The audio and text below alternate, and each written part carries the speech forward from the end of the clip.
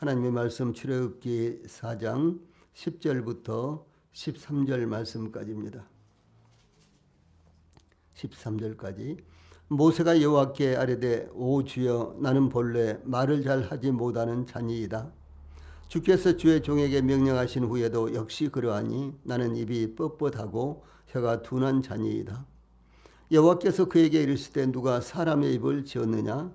누가 말 못하는 자나 못 듣는 자나 눈 밝은 자나 맹인이 되게 하였느냐? 나 여호와가 아니냐? 이제 가라 내가 내 입과 함께 있어서 할 말을 가르치리라. 모세가 이르되 오 주여 보낼 만한 자를 보내소서. 아멘. 13절 말씀까지 봉독을 해드렸습니다.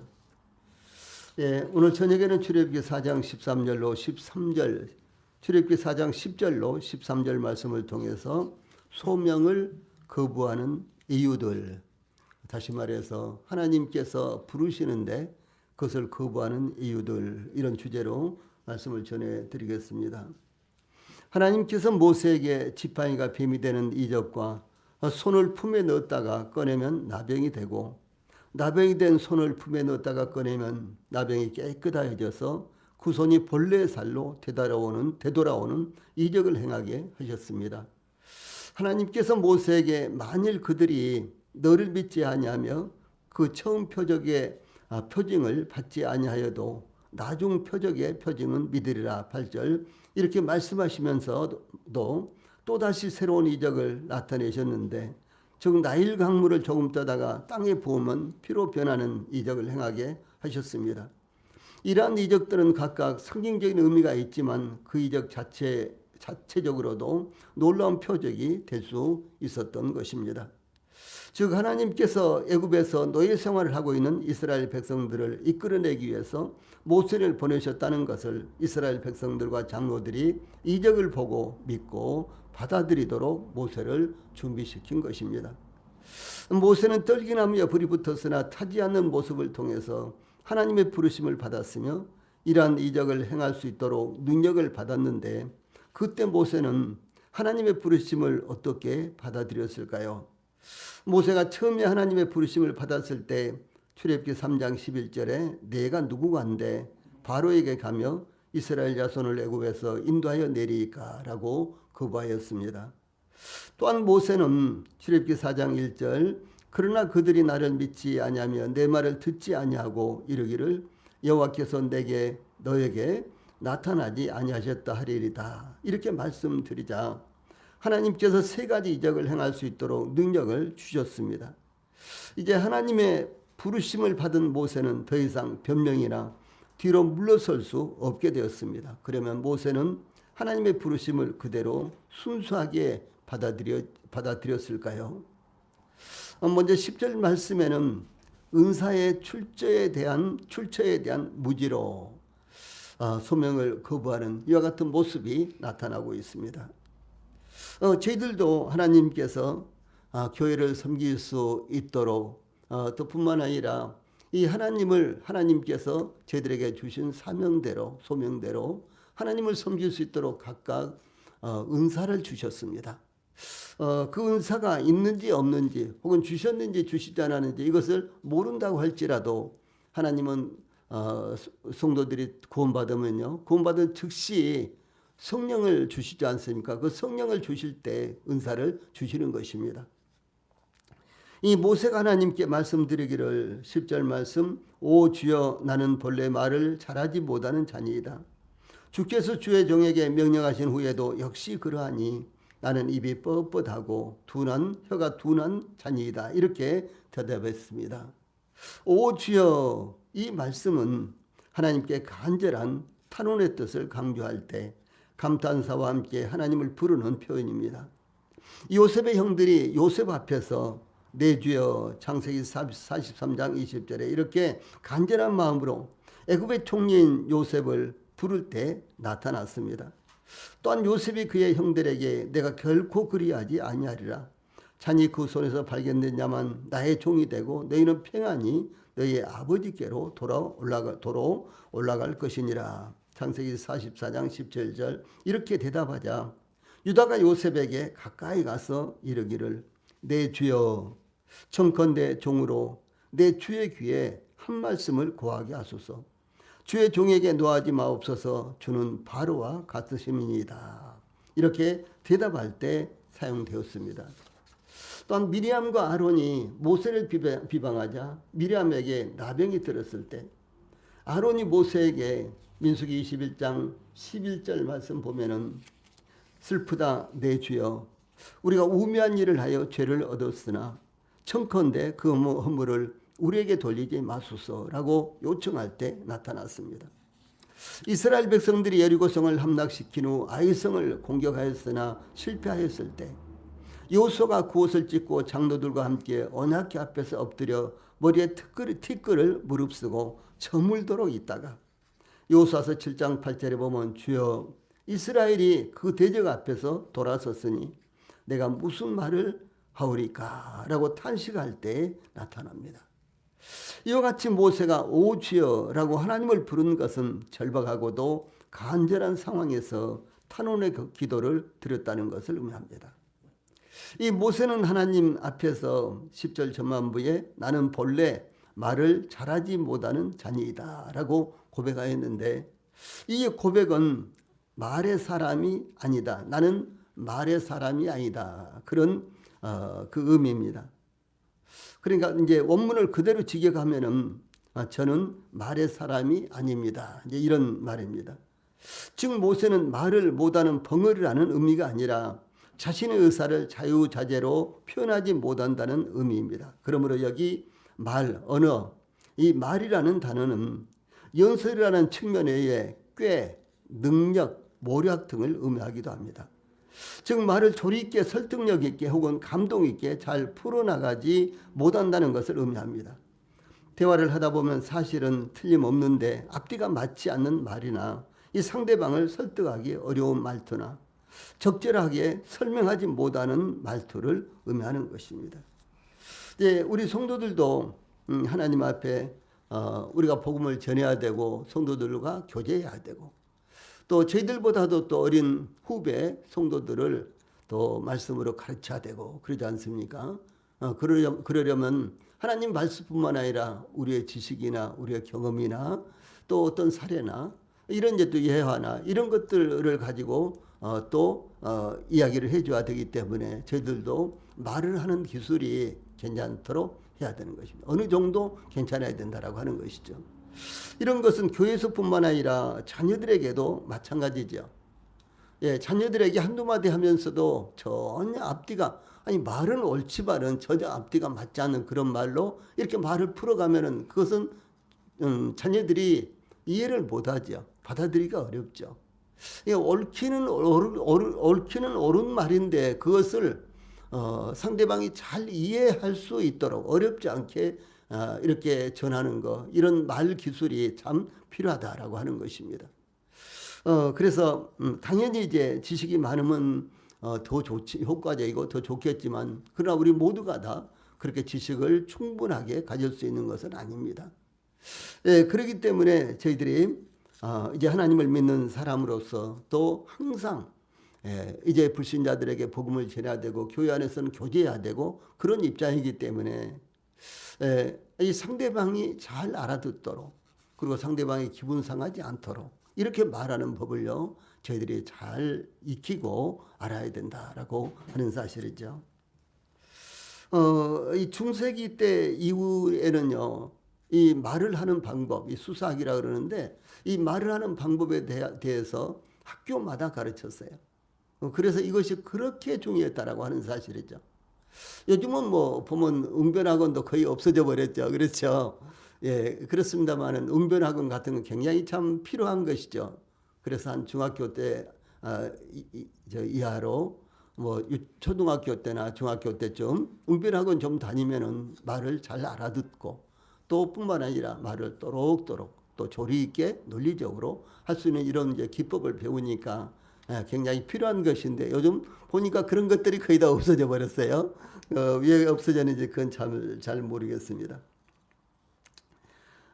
그래서 이 모세가 주께서 주의 종에게 명령하신 후에도 역시 그러하니 나는 입이 뻣뻣하고 혀가 둔한 자니이다. 10절 후반절에 이렇게 고백한 것은 이 하나님으로부터 사명을 받은 후에도 그의 말투는 변하지 않았다는 것을 의미합니다.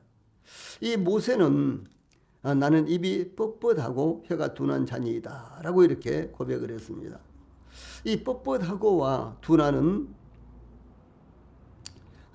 같은 단어, 이제 뻣뻣하고 와 이 둔한은 같은 단어로 무겁다, 느리다 이런 것을 의미하는데, 이 스데반은 그의 설교에서 사도행전 7장 22절에 모세가 애굽 사람의 모든 지혜를 배워 그의 말과 하는 일들이 능하더라 이렇게 증가하고 있어요. 예, 스데반은 모세를 이야기하면서 그는 이 말과 하는 일들이 다 능하더라 이렇게 이야기했거든요. 근데 모세는 하나님 앞에서 나는 말을 잘 하지 못합니다 이렇게 고백하고 있는 모습이 나타나죠. 예, 그러므로 모세의 말 자체가요, 느렸다기보다는 뛰어난 응변가는 아니었다라고 하는 것입니다. 하나님의 소명을 받은 모세는 애굽이라는 대국의 왕 바로를 설득시켜 완고한 이스라엘 백성을 이끌어내야 하는 막중한 책임을 감당하기 위해서는 특별한 언어 능력과 우렁찬 음성을 가져야 한다 이렇게 생각했던 것으로 보입니다. 그러나 모세 이와 같은 생각은 철저히 인간적인 생각일 뿐인 것입니다. 이 사도 바울은 고린도전서 4장 20절에서 하나님의 나라는 말에 있지 아니하고 오직 능력에 있음이라 이렇게 증거하고 있습니다.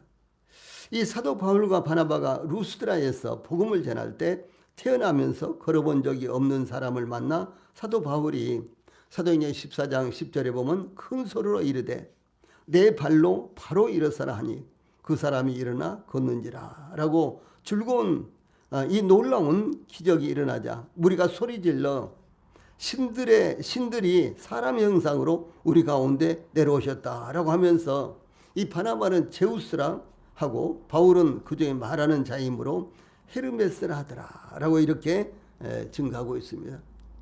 이와 같이 사도 바울은 말에 능통했던 것으로 보입니다. 그러나 한편 이 고린도 교회의 성도들 중에는 사도 바울에 대해서 고린도후서 10장 10절에서 어떻게 비판을 하는 거는요, 그들의 말이 그 편지들은 무게가 있고 힘이 있으나 그가 몸으로 대할 때는 약하고 그 말도 시원하지 않다 하니 이렇게 비판한 것입니다. 이 사도 바울의 편지는 대단하다. 그런데 사도 바울을 직접 보니까 그가 말하는 것이나 그런 것은 시원하지 않다. 마음에 안 든다. 이렇게 말을 한 거예요. 예. 예, 그래서 이제 외부적으로 사도 바울이 복음을 전할 때 평가는 정말 말쟁이들이다. 말을 잘한다. 이런 평가를 받았는데 이 성도들 앞에서는 사도 바울 직접 가르치는 건 별로야. 이렇게 이야기를 한단 말이죠. 물론 이제 이것은 비판하는 성도들의 그런 비판입니다. 이 사도 바울은 고린도 교회에 보낸 둘째 편지에서 고린도후서 11장 6절에서 내가 비록 말에는 부족하나 그렇게 실토하고 있어요. 나는 말에는 부족하다. 그런데 지식에는 그렇지 아니하니 이것을 우리가 모든 사람 가운데서 모든 일로 너희에게 나타내었노라 라고 이렇게 증거했습니다. 너희들이 다 나한테서 배우고 들은 바와 같이 나는 역시 말에는 시원치 않다. 그러나 나의 지식은 그렇지 않다 라고 이렇게 증거하고 있습니다. 실제로 사도 바울은 히브리어와 헬라어의 달인이었습니다. 그러니까 히브리어도 사도 바울은 잘하고 헬라어도 아주 잘하는 이런 달인이었습니다. 그러므로 단지 외모로 사람을 판단하거나 그 언어로만 사람을 평가하는 것은 합당하지 않다는 것입니다. 사도 바울은 갈라디아 교회에 보낸 편지에서 갈라디아서 2장 6절에 유명하다는 이들 중에 본래 어떤 이들이든지 내게 상관이 없으며 하나님은 사람을 외모로 취하지 아니하시나니 저 유력한 이들은 내게 의무를 더하여 준 것이 없고 이렇게 증거했습니다. 저 유력한 이들은 예루살렘에 있는 장로들이나 혹은 베드로나 요한이나 야고보나 이런 사도들을 말하는 거예요. 그들은 나에게 아무런 어떤 이제 의무를 짐을 더하여 준 것이 없다. 내가 전하는 복음이 완벽한 것이다 라고 이렇게 증거를 하고 있는 것입니다. 그러므로 모세가 나는 본래 말을 잘하지 못하는 자니이다. 주께서 주의 종에게 명령하신 후에도 역시 그러하니 나는 입이 뻣뻣하고 혀가 둔한 자니이다. 이렇게 변명한 것은 합당하지 못한 단순히 변명에 불과했다는 것을 의미합니다. 그러나 이와 같은 육신적인 무기를 사역의 근거나 효율적인 사역의 전제 조건으로 생각하는 사례가 얼마나 많습니까?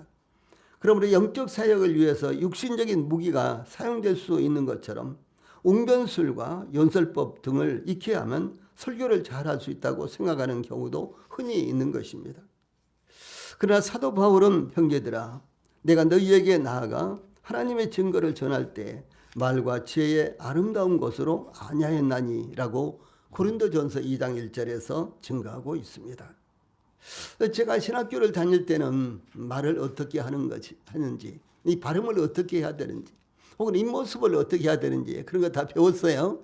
그런데 저 같은 경우는 그런 부분에 대해서 아주 무시를 했기 때문에 전혀 신학교에서 배운 그런 이 화술을 사용한 적은 없습니다. 그런데 그런 거 다 배웠어요. 많은 시간 배우고 그런 것은 아니지만 일단 그런 부분에 대해서 심지어 이 목사들이요 옷을 어떻게 입을 것인가 이런 것까지도 배워요. 그래서 계절에 따라서 옷 입는 방법, 그 다음에 지난주에 어떤 옷을 입었으면 이번 주에는 어떤 옷을 입고, 또 이제 교회력으로 봤을 때 부활절, 성탄절 이런 절기도 있잖아요, 교회 안에. 그랬을 때 이제 절기마다 목회자가 어떤 옷을 어떻게 입어야 되는지, 넥타이는 어떤 것을 매야 되는지 이런 것까지도요 배우곤 합니다. 그래서 이제 그런 것에 따라서 옷을 입는 분들도 이제 많이 없지 않아 많이 있지만은 저는 전혀 그런 것 생각지 않고 이렇게 살아왔습니다.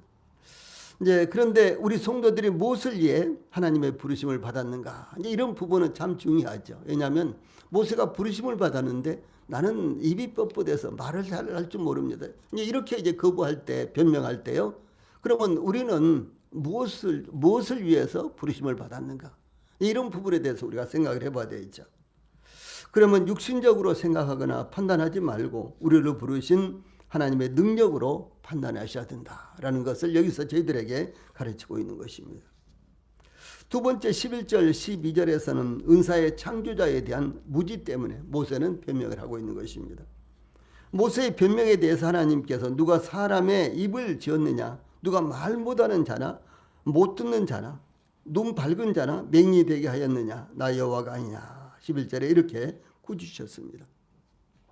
하나님이 우리의 입을 지으셨다면, 하나님께서 우리의 눈을 지으셨다면 우리가 말을 좀 못한다거나 내지는 우리가 또 눈이 좀 어둡다거나 그래도 그 문제가 될 것이 없는 거죠. 왜? 하나님이 지으셨는데, 그렇다면 하나님께서 얼마든지 새롭게 할 수도 있고 또 변화를 줄 수도 있는 것 아니겠습니까? 그것이 참 중요하다라고 하는 것이죠.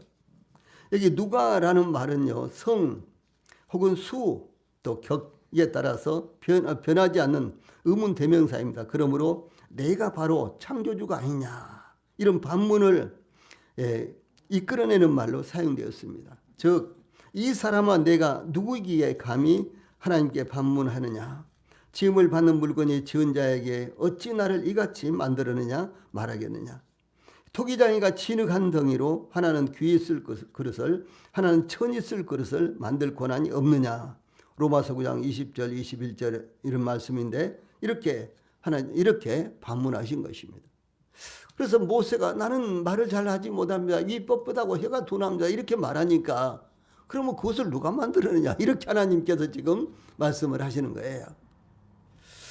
그러므로 하나님께서 모세에게 11절 전반부에 누가 사람의 입을 지었느냐, 누가 말 못하는 자나 못 듣는 자나 눈 밝은 자나 맹인이 되게 하였느냐 이렇게 반문하시고 곧 이어서 11절 후반절에는 나 여호와가 아니냐 이렇게 말씀을 하신 것입니다.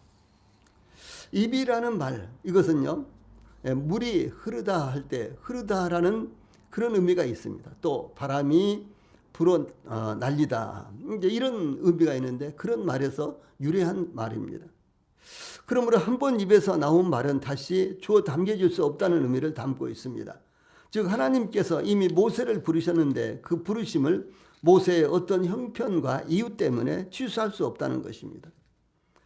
이사야서 45장 23절 내가 나를 두고 맹세하기를 내 입에서 공의로운 말이 나갔은즉 돌아오지 아니하나니 내게 모든 무릎이 꿇겠고 모든 혀가 맹세하리라 하였노라. 또 이사야서 55장 10절 11절에는 이는 비와 눈이 하늘로부터 내려서 그리로 돌아가지 아니하고 땅을 적셔서 소출이 나게 하며 이 싹이 나게 하여 파종하는 자에게 종자를 주며 먹는 자에게 양식을 줌과 같이 내 입에서 나가는 말도 이와 같이 헛되이 내게로 돌아오지 아니하고 나의 기뻐하는 뜻을 이루며 내가 보낸 일에 형통하리라. 이렇게 말씀하였습니다. 그러므로 하나님의 말씀은 절대적이라는 것입니다. 이루시지 못할 것이 아무것도 없다는 것입니다. 하나님의 말씀은 그 말씀대로 다 성취되는 것이다 라고 하는 사실입니다.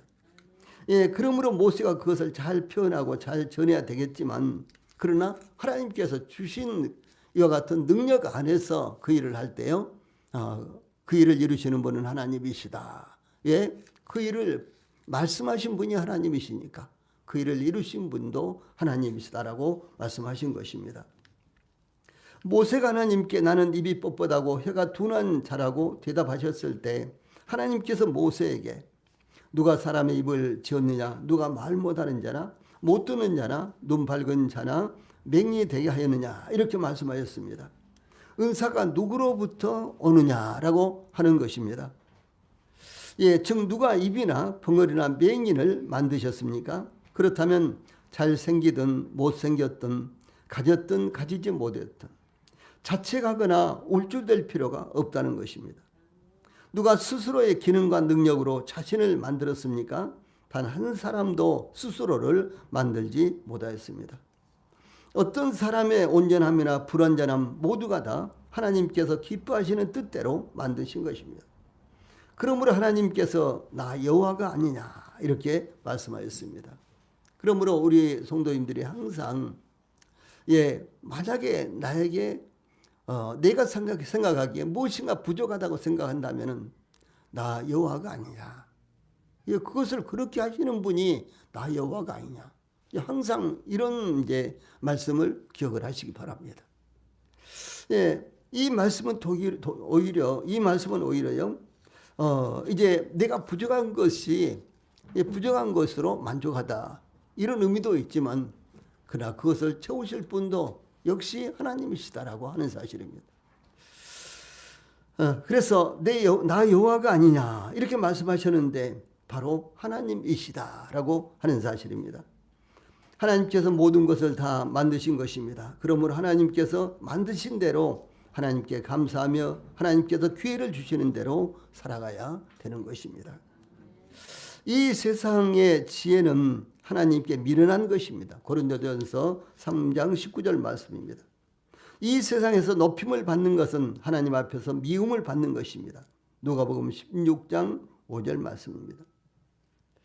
하나님께서 크게 쓰신 그릇들 가운데 너무너무 열악하고 기존에 미달되는 이들도 많았습니다. 사도행전 2장 7절에 보면 제자들 대부분이 어부 출신들이었습니다. 또 사도행전 4장 13절에 보면 이들은 본래 학문 없는 자들이었습니다. 이 사도 바울은 곱사등을 가졌다고 전해지고 있습니다. 우리가 그렇게 존경하고 부러워하는 사도 바울이요 사실은 곱사등을 가졌다 이렇게 전승으로 전해져 오는 말은 물론 성경에는 없습니다. 이 사도 바울이 아주 몸이 약하고 문제가 많았다는 것은 성경에 간접적으로 나타납니다. 그런데 직접적으로 사도 바울이 곱사등이었다 이렇게 나오지 않습니다만 전승에 의하면은 사도 바울은 곱사등이었다라고 이렇게 알려져서 내려오고 있습니다. 이 아브라함 링컨은 책을 빌릴 수 없는 가난한 집안의 출신이었습니다. 이재명 대통령은 소년공이었습니다. 그는 팔을 다쳤지만 치료도 보상도 받지 못하였습니다. 리빙스톤의 부모님은 길거리에서 장사하고 자신은 방직 공장에서 일하면서 밤에는 공부했습니다. 이 카네기는 그 당시에는 철강왕 카네기죠. 그분은 그 당시로는 세계 최고의 부자였습니다. 그런데 카네기는 가난뱅이의 아들이었다고 고백했습니다. 이 케네디 대통령의 증조부인 패트릭은 케네디 대통령의 증조 할아버지. 그분 패트릭이라는 분인데 그분은 22살 때 남의 돈을 사기쳐가지고 남의 돈을 거짓말하고 빌려서 뱃삭을 마련하여 미국으로 건너왔습니다. 굉장히 그것이 거기에 대해서 말이 많아요. 그러면 영구적으로 갚지 않을 생각을 하고 거짓말하고 빌려서 미국까지 와버렸느냐. 뭐 등등 이제 이런 것이 그 후대 자손들에게도 질문이 많았습니다. 대답을 한번 해봐라. 뭐 이런 식으로요. 말이 많았습니다. 예. 어떻든 간에 이제 케네디 대통령의 증조부인 그래서 이제 그분이 이제 미국으로 이주를 해서 그 다음에 이제 케네디 대통령의 할아버지, 아버지 케네디 일가가 이제 이렇게 조성이 됐잖아요. 그런데 사실은 그 증조부 때 그렇게 가난한 사람이었다는 사실이죠. 또 빌 클린턴, 제럴드 포드, 오바마, 스티브 잡스, 오프라 인프리는요 지독하게 가난한 가정에서 태어나 불행한 환경에서 성장을 했습니다. 심지어 모세는 버려졌던 아기였습니다. 그러나 하나님께서 이와 같은 환경에 처한 사람들을 귀하게 사용하시는 것입니다. 그러므로 우리의 환경에 매이지 말고 하나님의 뜻을 위해 위대한 생애를 우리 성도들이 살아가시기를 바랍니다. 하나님께서 모세에게 11절 말씀 누가 사람의 입을 지었느냐 누가 말 못하는 자나 못 듣는 자나 눈 밝은 자나 맹인이 되게 하였느냐 나 여호와가 아니냐 이렇게 말씀하신 후에 12절에 이제 가라 내가 내 입과 너의 입과 함께 있어서 할 말을 가르치리라 이렇게 말씀하셨습니다. 하나님께서 말하는 법이나 수완을 가르쳐 주신 것이 아니라 하나님은 모세가 하나님께서 부르신 대로 그 사역을 수행하는 데 필요한 그 모든 것의 주관자이시라고 말씀하신 후에 이제 가라 이렇게 말씀하신 것은 이제는 넉넉하게 담당할 수 있으니까 하나님께서 지시하신 것을 수행하라고 말씀하신 것입니다.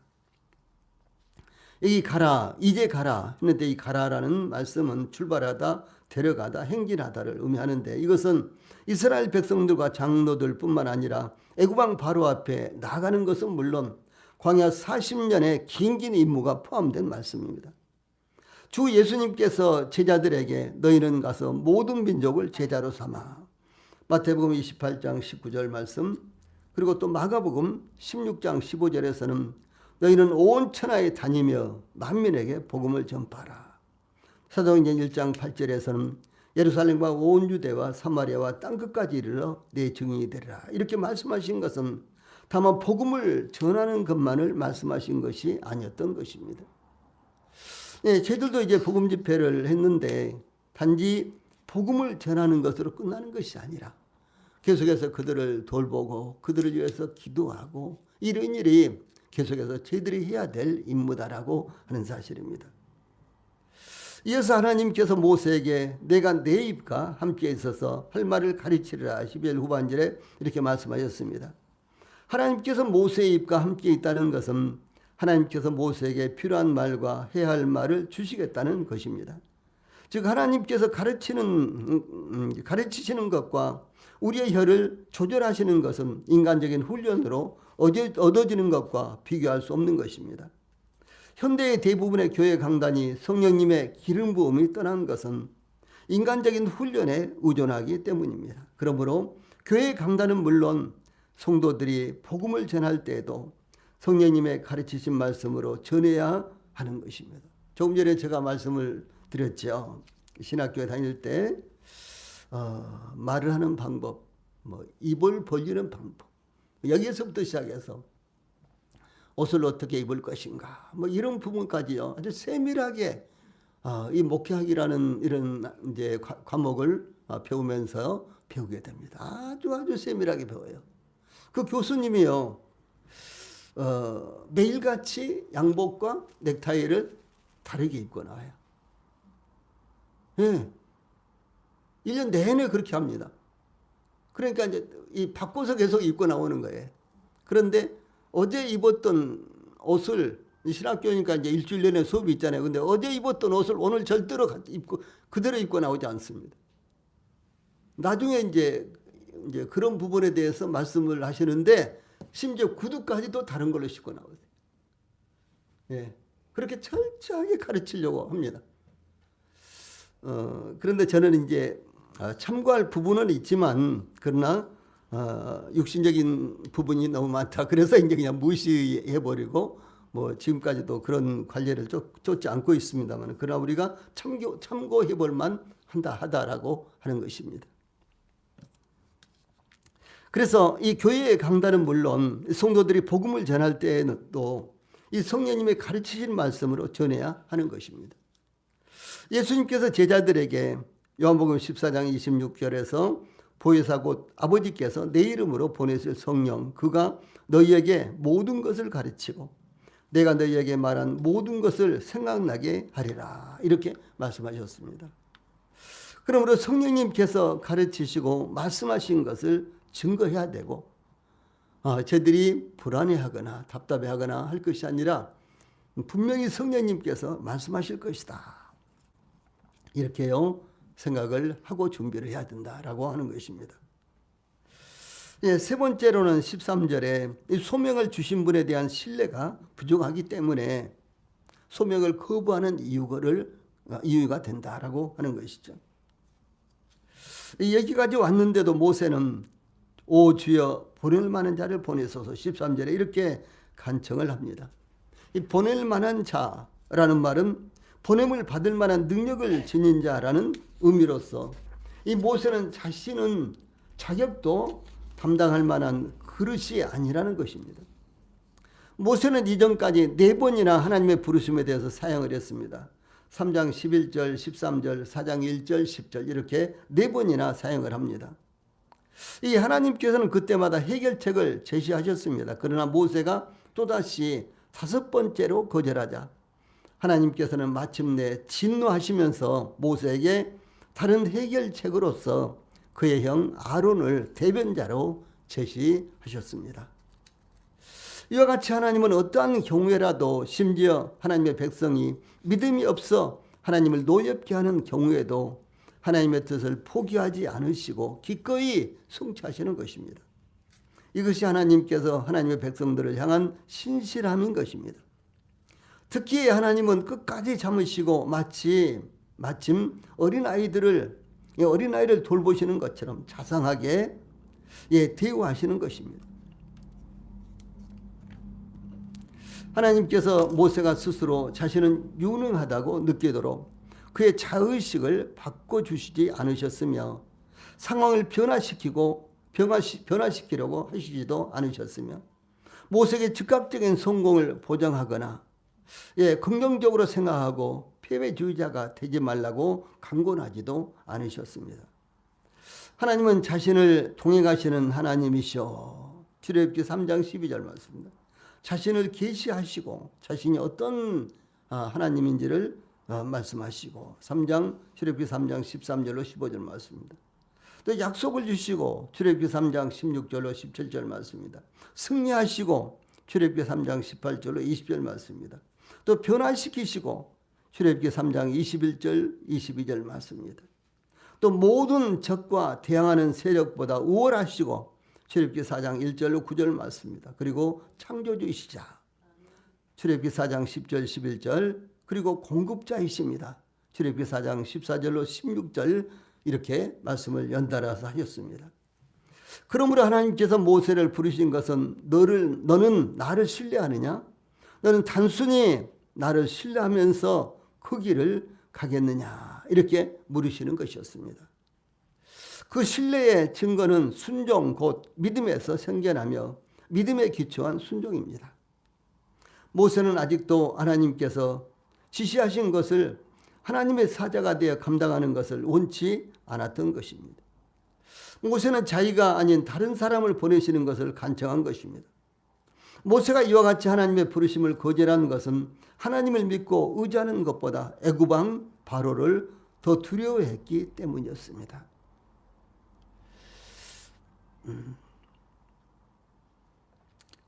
모세 당시에 애굽 왕에 대한 책을 읽어보면요, 이 모세가 그 당시 왕과 거의 비슷한 이 연령대로 같이 자랐어요. 예, 그래서 이제 그 당시 이 애굽 왕이 아멘호텝 2세라는 그런 왕이었는데요, 대단한 능력자예요. 그 왕이 18살에 왕이 됐습니다. 그리고 아주 강력하게 통치하는 그런 왕이었습니다. 예, 그런데 모세가 그 왕에 대해서 잘 알고 있었기 때문에 모세가 이 섣불리 하나님의 이 부르심에 순종해서 애굽으로 내려가려고 하지 않았던 것으로 이렇게 보입니다. 그래서 모세는 거대한 제국의 왕을 대한다는 것을 두려워했던 것입니다. 말씀드렸던 대로 모세 당시 애굽 왕 아멘호텝 2세는 대단히 악한 왕이었습니다. 유능하면서도 악한 왕이었어요. 이 모세는 40년 전의 일이었지만 생생하게 기억하고 있었습니다. 그러므로 모세의 불신의 고울과 애굽 왕에 대한 두려워하는 마음이 얼마나 뿌리 깊은가를 나타낸 것입니다. 그래서 이 모세와 함께 자란 이 왕은 이제 이 모세가 부르심을 받았을 이제 그 직전에 왕이 된 사람이고, 그 전까지는 이제 부왕이었죠. 이 왕의 부왕이었는데 그 사람 대단하게 유능한 사람이었습니다. 그런데 이제 모세와 함께 자란 이 아멘호텝 2세라는 왕도요, 대단하게 아주 강력한 왕이었고 악한 왕이었고 유능한 왕이었습니다. 예, 그러므로 모세의 불신의 골과 애굽 왕에 대한 두려워하는 마음이 얼마나 뿌리 깊은가를 나타낸 것입니다. 이와 같이 오늘날에도 하나님을 절대적으로 의지하기보다는 인간을 두려워하는 것이 성도들의 모습입니다. 하나님은 천지의 주제이십니다. 하나님은 만주의 주요 만왕의 왕이십니다. 이 사도 바울은 디모데전서 6장 15절 16절에서 하나님은 복되시고 홀로 한 분이신 능하신 자이며 만왕의 왕이시며 만주의 주시오. 오직 그에게만 죽지 아니함이 있고 가까이 가지 못할 빛에 거하시고 아무 사람도 보지 못하였고 또 볼 수 없는 자신이 그에게 존귀와 영원한 능력을 돌릴지어다. 아멘. 이렇게 증거하고 있습니다. 또 요한계시록 17장 14절에서는 어린 양은 만주의 주시요 만왕의 왕이심으로 이렇게 증거하고 있습니다. 최후의 전쟁에서 원수를 진멸할 우리의 주님을 가리켜 요한계시록 19장 16절에서는 그 옷과 그 다리에 이름 쓴 것이 있으니 만왕의 왕이요 만주의 주라 하였더라. 이렇게 증거하고 있습니다. 그러므로 세상을 두려워할 것이 아니라 만왕의 왕이요 만주의 주이신 하나님을 의지해야 되는 것입니다. 우리 성도들은 기독교를 반대하는 이 세상을 두려워하고 있습니까? 하나님의 뜻을 따라 살려고 할 때 협력하지 않는다거나 뒤에서 방관하거나 함께하지 않는 이들을 두려워하여 하나님의 뜻을 따르지 못하는 경우도 혹시 있습니까? 하나님은 가장 크시고 위대하시고 천지전능하신 분이십니다. 그러므로 오직 하나님을 믿는 믿음으로 순종하며 하나님의 뜻을 이루어야 할 것입니다. 네, 기도하시겠습니다.